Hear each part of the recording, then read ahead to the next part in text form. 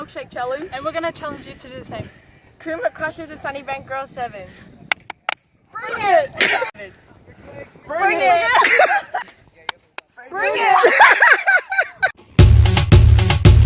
My milkshake brings all the boys to the yard, and they're like, it's better than yours. Damn right, it's better than yours. I could teach you, but I have to charge. My milkshake brings all the boys to the yard, and they're like, it's better than yours. Damn right, it's better than yours. I could teach you, but I have to charge. You want it? Shut you! The thing that makes me what the guys go crazy for. 17's are killing it!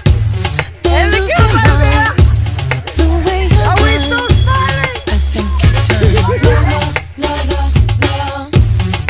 Warm it up. La la la la la.